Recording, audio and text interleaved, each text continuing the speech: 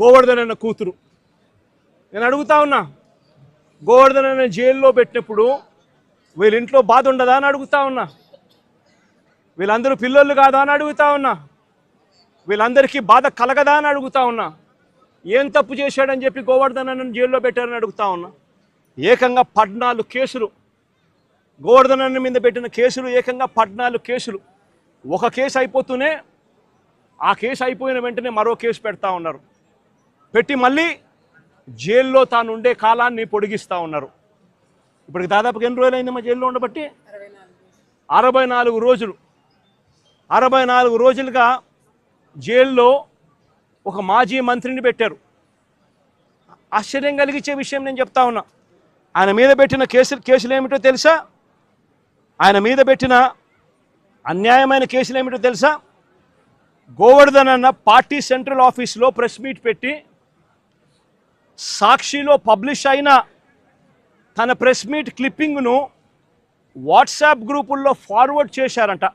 అదొక కేసు అయ్యా, అదొక కేసు. మనిషిని అరెస్టు.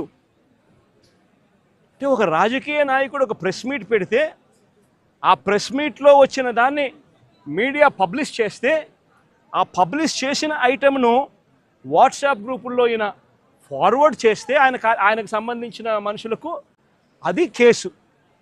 దాని మీద జైలు. మాజీ మంత్రికి మరో కేసు. టీడీపీ నెల్లూరులో టీడీపీ ఎమ్మెల్యే సోమిరెడ్డికి వ్యతిరేకంగా ప్రెస్ మీట్ పెడితే దానికి సంబంధించిన వీడియోను కాకాని ఫార్వర్డ్ చేశారంటూ ఇంకో కేసు పెట్టారు.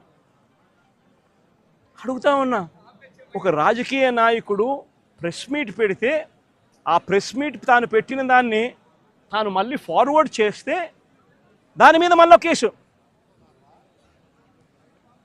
ఉచితంగా తెలుగుదేశం పార్టీ ఇసుకే అన్నారు. ఉచితంగా ఇసుక అన్నారు.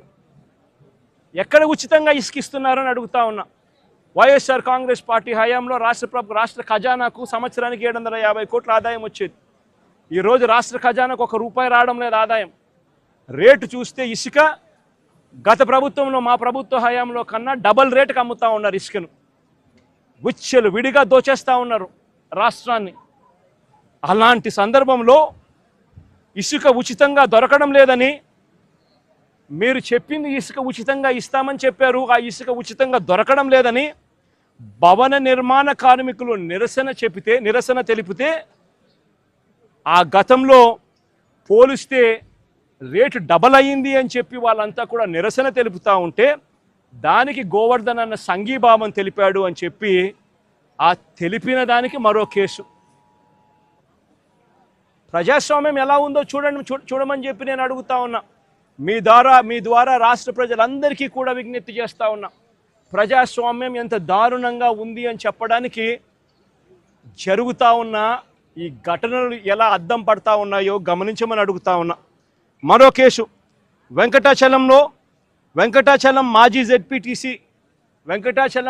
జెడ్పీటీసీ శేషయ్యన్న మీద అక్రమంగా కేసు పెట్టి జైలుకు పంపితే దీన్ని నిరసిస్తూ గోవర్ధన్ అన్న మాట్లాడితే పోలీసులకు వ్యతిరేకంగా మాట్లాడారు అని చెప్పి దాని మీద కేసు పెట్టారు.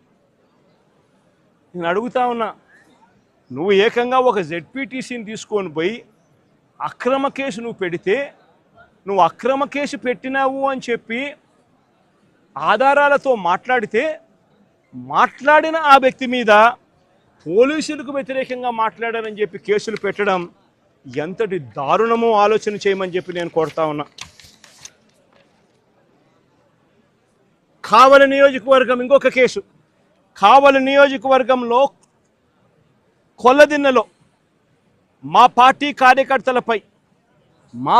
కార్యకర్తలపై తెలుగుదేశం పార్టీ వాళ్ళు దాడులు చేస్తే బాధితులను పరామర్శించి పోలీసులు పక్షపాత వైఖరిని తాను ఎండగడితే దాని మీద కూడా మళ్ళీ కేసు పెట్టారు.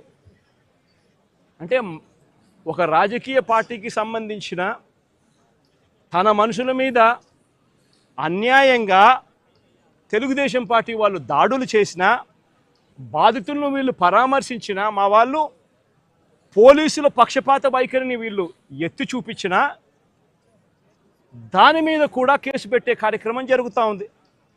ఇంకా ఆశ్చర్యం